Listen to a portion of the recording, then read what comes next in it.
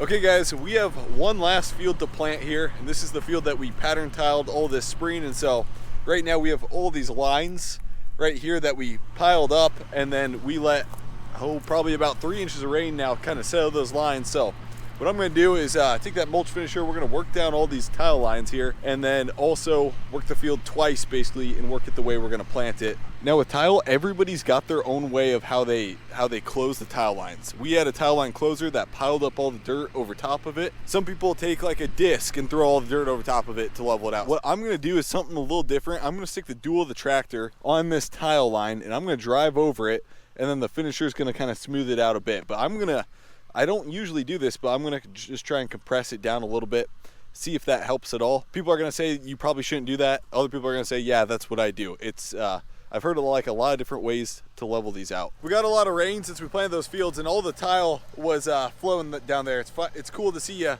put pattern tile in the spring and see it already working here this spring. It'll take some freeze and thaw cycles to really get tile working, a couple of years, but kind of cool to see it flowing already.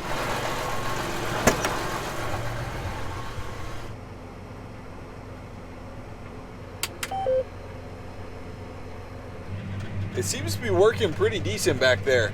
I've got basically the dual, it's right on the tile line, so it's compressing it down. The mulch finisher works better when there's a tire track right down it. It seems like it levels it off like a ton better.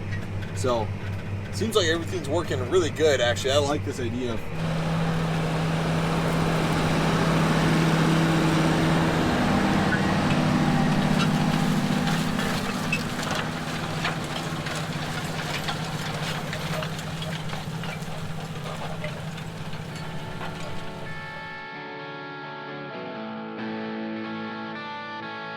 well, you're not the best at saying goodbyes, but I am the best at telling you lies like I love you. And you know sometimes I miss you too.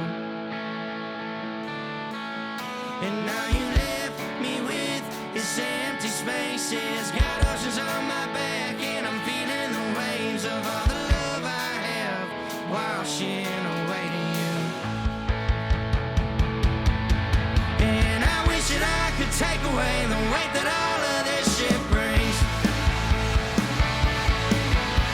I feel like you're across the harbor, really you're 100 miles away. And I draw my anchor on the shore, you're not here anymore. that's working really nice. I'm liking that.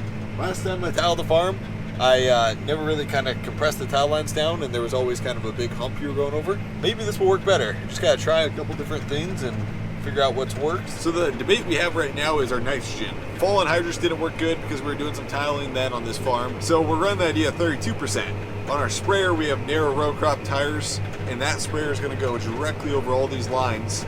And so we're kind of running the debate of, well, we kind of want to get planted. The co-op may not be able to get their floater sprayer out here. We'll see kind of how that all works, but we may end up putting on our own 32%. We'll probably only run half the volume in that sprayer, so we don't have too much weight on that sprayer when we're crossing all these tile lines here.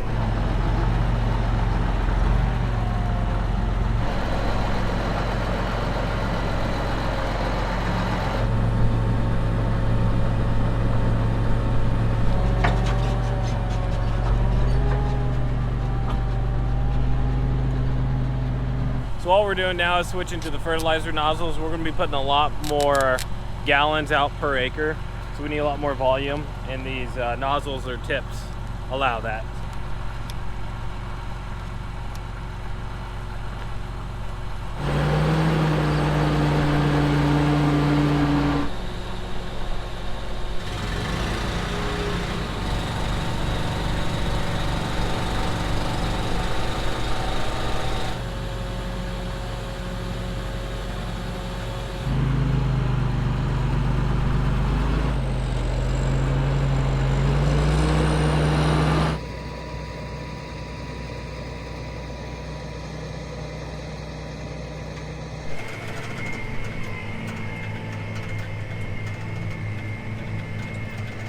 Okay, so we are putting down the pre-merge here.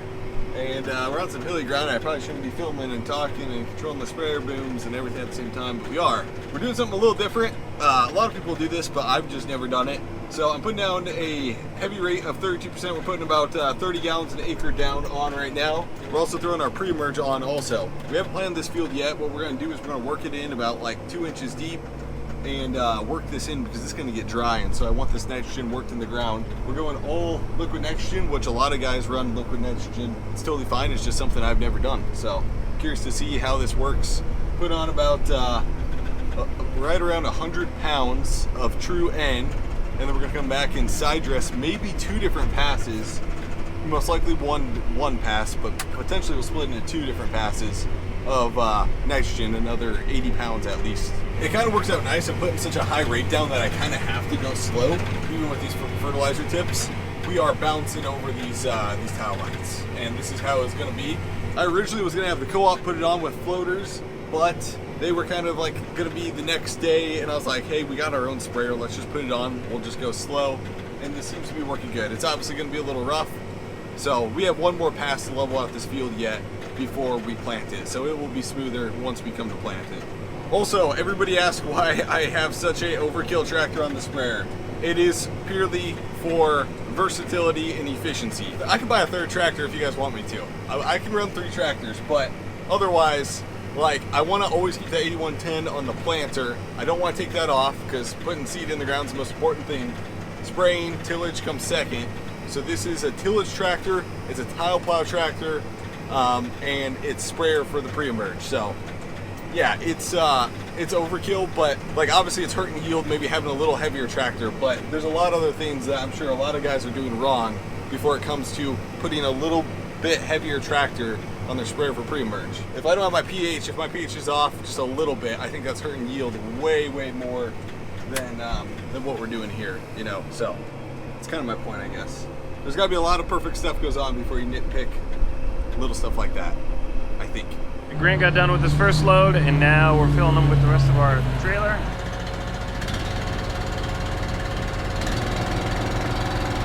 Grant finished spraying up the field, and we unhooked from the sprayer to hook back up to the mulch finisher, and I'll be running that till dark, so this field is ready in the morning to plant. And I just got the planter hauled back here, so we'll be ready to start planting tomorrow. Here's a little update. The sun is going down. We're wrapping up the day here. I'm probably a quarter way through doing our final pass on this field, fully leveling out the tile lines now and going perpendicular to them. Our first pass, we went right up them.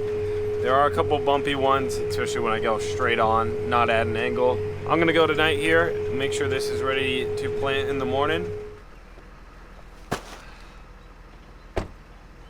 So we're getting going this morning here, and last cornfield, I'm loading the planter. Spencer worked ground until midnight last night, so he kind of had a slow start, so I'm getting the planter all going. We have a ton of plot seed left over from the corn plot we did, so I have all these little bags here, Pioneer, Whiffles, DeKalb.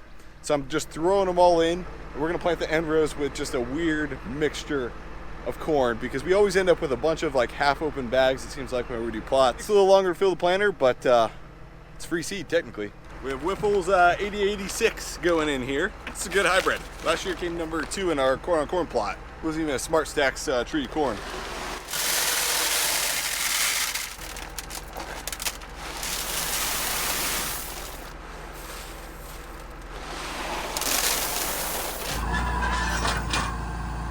Today is May 6th. We're putting the corn in. It's high of like 75, 80, 0 wind.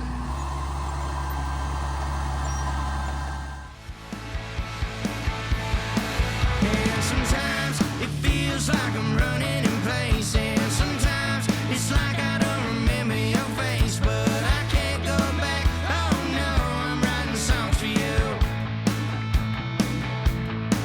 And now you left me with this empty space. It's got oceans on my back, and I'm feeling the waves, and I'm in this empty pool, washing away from you. And I wish that I could take away the weight that all of this shit brings.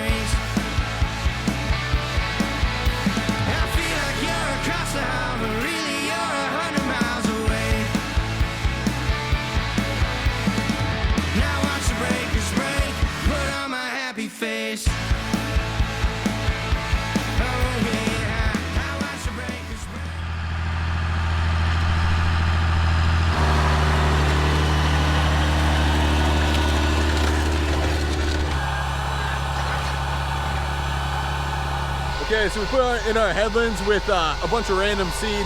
We got one more headland pass to do because I do 3 because I got a 90-foot sprayer, 30-foot planter, so I always do 3 headland passes. Soil conditions are really good. We did work this ground a lot, so it's very powdery, not much soybean residue, easy to plant. 2.5, 2 3/4 inches deep into moisture. We took out a lot of moisture because we worked the ground so much to level out all the tile lines. So trying to put it deep here, especially with no rain coming in the next 2 weeks.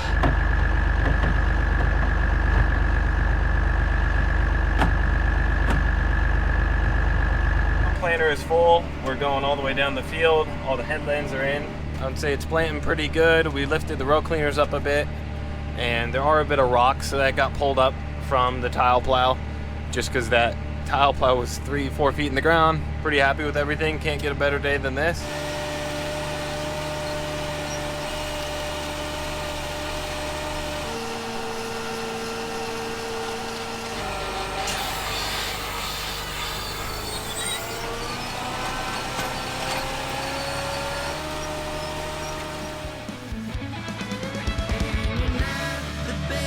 Saying hello, but I am the best at letting you know I kinda love you, and maybe sometimes I miss you too.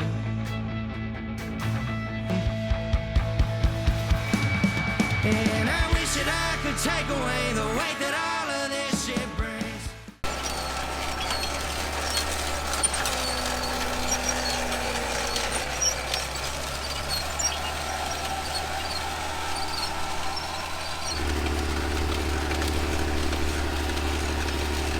Kind of nice because we got some rain in the forecast tomorrow, some thunderstorms, so good thing we'll get this planned today as long as we don't break down. But that was not expected to get some rain in the forecast.